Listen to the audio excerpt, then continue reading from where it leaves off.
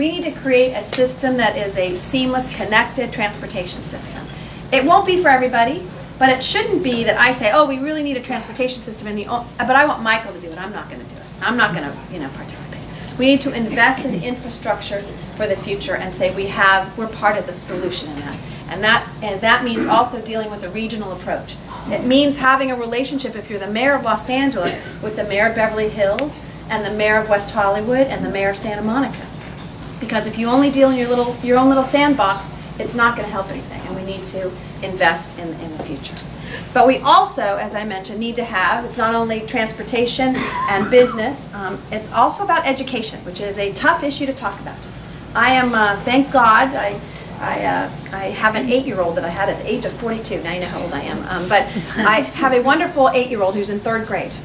And everyone asked me, as a politician, they feel like they can ask you anything. And they said, when I was pregnant, are you going to send your kid to public school? Do you feel obligated? And I said, no, I'm lucky to have him, but I would like to send my kid to public school. I want that option.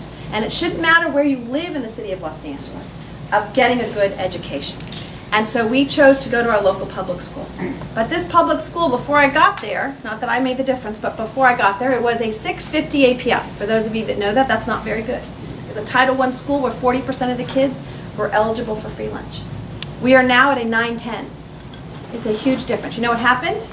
The teacher, the principal, and the parents took that school back and said, we're going to invest. We're going to invest in them. And that principal was one who said, I'm going to hold all of them accountable. We need to grassroots and look at everything on the table about how we improve our educational system, because businesses will not locate here if we do not have students, young people who are graduating who can read and write and actually be a good salesperson like a place like this. We have to invest in our education.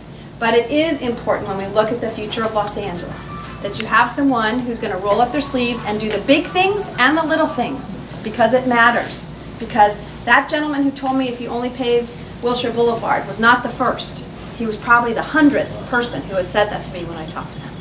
And so I decided to run for mayor and be able to make a difference by rolling up my sleeves, using my inside knowledge and outside perspective to change Los Angeles. It is too great for us not to do that, because my grandfather actually worked in Beverly Hills and then moved his business to the Valley and called it Frontier because the San Fernando Valley was a new frontier. It was a place you could believe in. I want to still have that. I want my son to be able to have the same opportunities I did. He says today that he's going to live next door to me for the rest of his life. Okay, he's only 8, so I'm hoping that it stays for a while. Teenager, he might say something different. But I want the city to be a place where he can live and go to school and get a job and be able to not spend all of his time in traffic.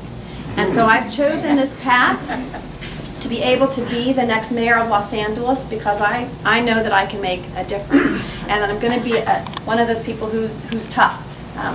Michael may recall when I ran for city controller, people asked me the question, will you be tough enough? And I said, have you met me before? But okay, yeah, I'll be tough. And I like to use this phrase of Governor Jennifer Granholm from Michigan. She said, do not confuse civility with weakness. Do not, you can be civil and work together and be strong and not be weak. And what we need in the city is someone who is going to take that perspective of be tough and make sure that we get the job done. And so the election, and I'm talking quickly, Michael, so I don't go too long. The election is a year from now. In some ways it seems a lifetime away, but it will be like this. And I'm very excited about my chances and my opportunity to deal with the important issues that we have. I'm the only candidate who has run citywide. I got 65% of the vote when I ran for city controller.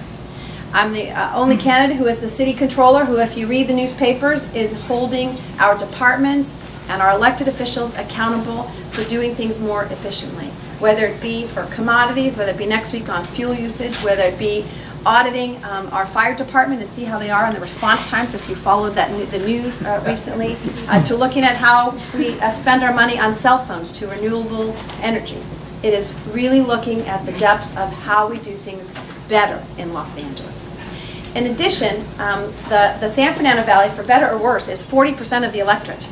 And for better or worse, I am a Valley girl, and I got good numbers when I ran for city controller. But I also did well in South LA, got over 73%, and in East LA, almost 70% as well. To win the mayor's race, you need to be able to have a message that resonates with the entire city and understand that bringing the city together, there's nothing more important than that. No matter where you live, even if you live in Beverly Hills, you care what happens in Los Angeles because you know, I mean, it's kind of embarrassing. You drive down sometimes Wilshire Boulevard and the streets and you know when you've hit Beverly Hills. In the valleys, you know when you've hit Burbank and even West Hollywood. That's not right. It should be seamless and you should say this is a region that we can all support and that we want to create jobs for everyone. Not just stealing them from other cities, but actually pulling up and making sure we have those jobs. And so I'm excited about this opportunity, and when Michael said he had some good friends that he had, I don't know, twisted their arms, offered them something to be here tonight, I jumped at the chance to be able to introduce myself to you and hope that you will consider, as I'm going forward, to support me and talk about me and about the future of Los Angeles will be in good hands of someone who knows how to drive a forklift, actually do the books, and get the job done because it's an important part for here in Los Angeles, in the city that we love. So thank you very, very much.